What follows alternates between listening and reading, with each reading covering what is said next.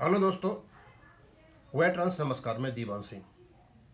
आपको पता है, जैसे ही कल बी की लिस्ट को डाला गया तो उसको वीडियो बन करके आ गए और कोर्ट नंबर 2 में हमारा सबसे लास्ट में नंबर था 233 पर।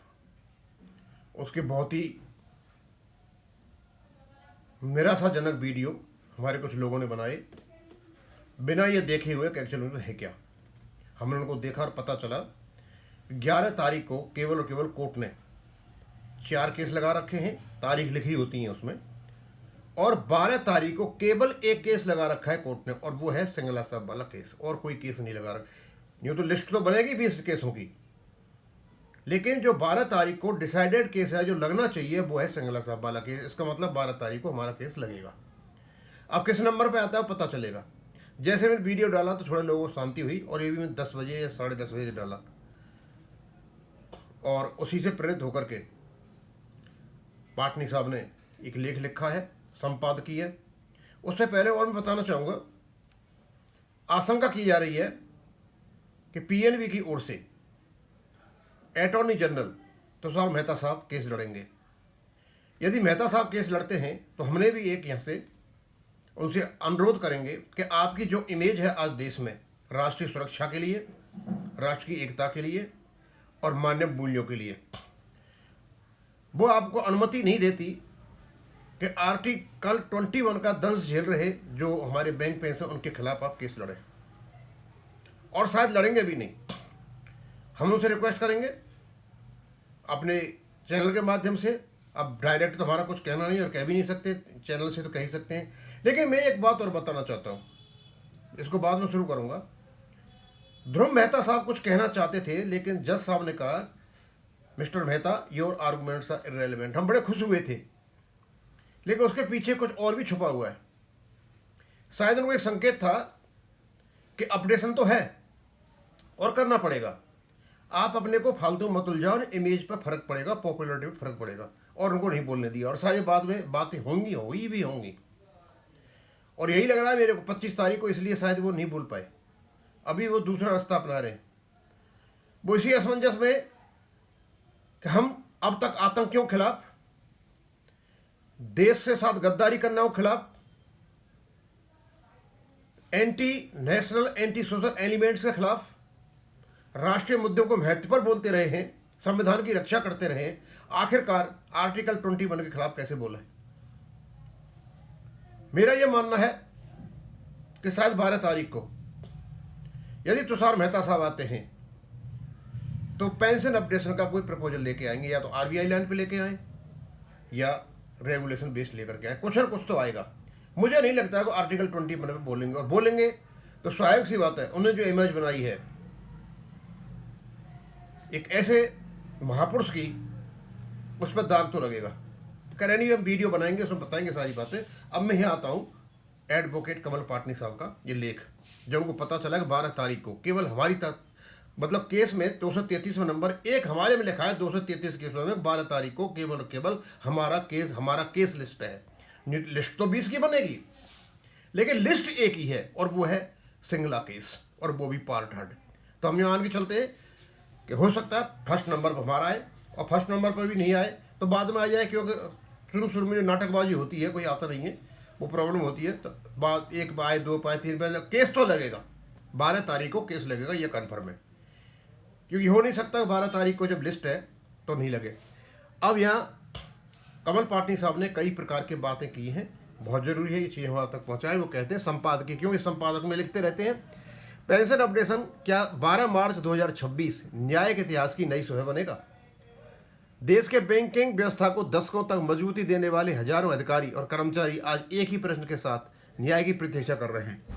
क्या सेवानिवृत्ति के बाद उनका जीवन सम्मानपूर्वक चलेगा? बैंक पेंशन का पेंशन अपडेशन मुद्दा कोई नई मांग नहीं है, यह वर्षों से न्यायिक विचाराधीन है, परंतु अब एक महत्वपूर्ण मोड़ आया है। सुप्रीम कोर्ट ऑफ इंडिया की रजिस्ट्री ने 12 मार्च 2026 को सिंगल प्रण को पूर्णतः दिवस चुनाव हेतु सूचीबद्ध किया है। यह एक साधारण तिथि नहीं है, ये संभावनाओं का दिन है। पेंशन अनुग्रह, अधिकार अनुग्रह नहीं। भारतीय न्यायशास्त्र में अनेक बार यह स्थापित किया जा चुका है कि पेंशन दान या सरकारी कृपा नहीं है, ये कर्मचारी का दीर्घ सेवा का अर्जित अधिकार है। जब कार्यरत कर्मचारियों के वेतन में समय समय पर संशोधन होता है तो स्वाभाविक न्याय यह कहता है कि पेंशन धारकों को पेंशन भी यथार्थपरक रूप से अद्यतन हो।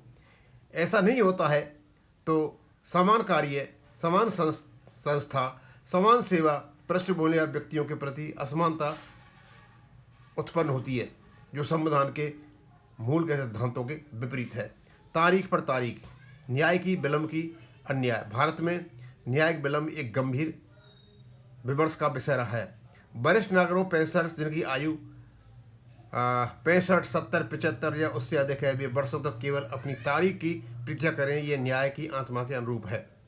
यदि 12 मार्च को केंद्रित, निरंतर और सारगर्भ सुनवाई होती है तो संदेश जाएगा कि सर्वोच्च न्यायालय वरिष्ठ नागरिकों के अधिकारों के प्रति संवेदनशील है। यह मामला केवल आर्थिक नहीं, नैतिक भी है। बैंक पेंशनरों ने अपने जीवन का सर्वश्रेष्ठ समय सार्वजनिक क्षेत्र के बैंकों को दिया। आज वही वर्ग महंगाई, स्वास्थ्य व्यय, सामाजिक जिम्मेदारियों के बीच सीमित पेंशन में जीवन यापन कर रहा है। पेंशन अपडेशन की मांग केवल राशि बढ़ाने की मांग नहीं है, यह सम्मान, समानता और न्याय की मांग है। 12 मार्च 2025 एक ऐतिहासिक अवसर। यदि यह सुनवाई निर्णायक दिशा देती है तो ये केवल सिंगल केस का निर्णय नहीं होगा, बल्कि लाखों परिवारों के जीवन में स्थिरता और गरिमा का संचार करेगा। यह न्यायपालिका के प्रति विश्वास को भी सुदृढ़ करेगा। यह सिद्ध करेगा कि विलंबित न्याय भी अतः सार्थक हो सकता है। अंतिम प्रश्न, क्या हम अपने वरिष्ठ नागरिकों को केवल प्रतीक्षा ही दे सकते हैं या उन्हें समय पर न्याय और सम्मान भी देंगे? 12 मार्च 2026 उत्तर का दिन हो सकता है। अब प्रतीक्षा नहीं, निर्णय की आशा। अब नहीं, तारीख पर तारीख। कमल पाटनी साहब ने लिखा है और ये अपने यहाँ पर संपादक में दिया और यहाँ भी डाल दिया, और ये बहुत जरूरी था। और दोस्तों, मैं आपको बताना चाहता हूँ, हम जो बार बार रजिस्ट्री पर सवाल उठाते हैं, जो न्याय का मंदिर है उन पर सवाल उठाते हैं, वो गलत है। पिछली बार आपने देखा फर्स्ट नंबर पर जो हमारा केस आया था, काफ़ी केसेस को काट करके आया था, क्योंकि वहाँ भी, लेकिन फर्स्ट पर आने के बावजूद भी कुछ ऐसे प्रपंच रचे गए कि केस की सुनवाई नहीं होगी। तो अब भी होंगे, कोशिशें हो रही हैं, लेकिन मुझे नहीं लगता कि वर्तमान में रजिस्ट्री या ये न्याय का मंदिर किसी के सामने झुकेगा। हम आशा करते हैं कि इस बार हमारी जो प्रतीक्षा है वो खत्म हो जाएगी। और मुझे कुछ ऐसा लगता है, इस केस के आर्गुमेंट्स के लिए मेहता परिवार राजी नहीं है, क्योंकि